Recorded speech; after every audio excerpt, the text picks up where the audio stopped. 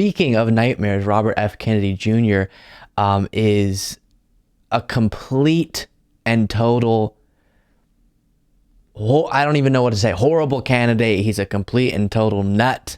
He is a bonkers conspiracy theorist. He shouldn't be taken seriously, not in the threat that he could pose, because he could pose a threat to the candidacy of Joe Biden, at least in siphoning off some necessary votes, but shouldn't be taken seriously as actually someone that we should consider as a viable candidate. I think everyone in my audience knows that. He is ridiculous, and I have an example of that, and dangerous things come out of his mouth on a daily basis. There's this dinner that we'll get to some reporting on, but we now have footage from it that is causing quite the media discussion. And during this dinner that he was at, where someone apparently farted after climate change came up, we'll get to it, he also said this about COVID-19. And we need to talk about bioweapons. The level, I know a lot now about bioweapons because I've been doing a book on it for the past 2.5 years, and you know, the technology that we now have to develop these microbes, we've put hundreds of millions of dollars into ethnically targeted microbes. The Chinese have done the same thing. In fact, COVID-19, there's an argument that it is ethnically targeted. COVID-19 attacks certain races disproportionately.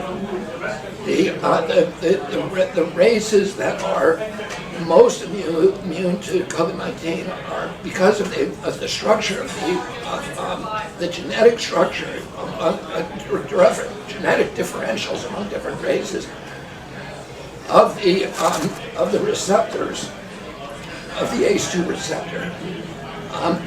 COVID-19 is just wait, it gets more and more wild as it goes along, as if it's not already enough. Targeted to attack Caucasians and he says it's targeted to attack Caucasians and black people. The people who are most immune are Ashkenazi Jews and Chinese. But we don't know whether it was deliberately targeted that or not, but there are papers out there that show there are papers out there, yeah.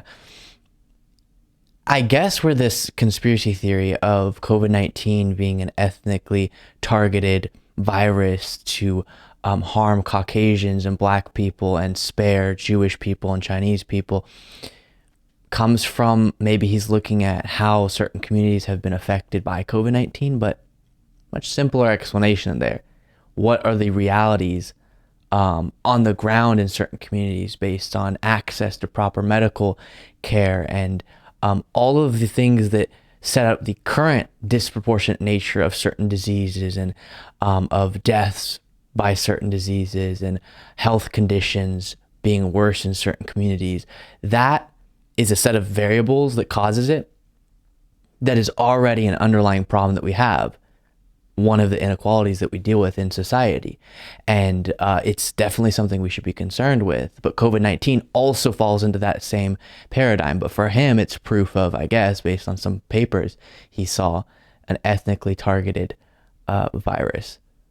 Really concerning. Then getting to some New York Post reporting about this dinner that you just saw there. Page 6 regrets to report that a press dinner to boost RFK Jr.'s presidential campaign descended into a foul bout of screaming and polemic farting Tuesday night. Wow.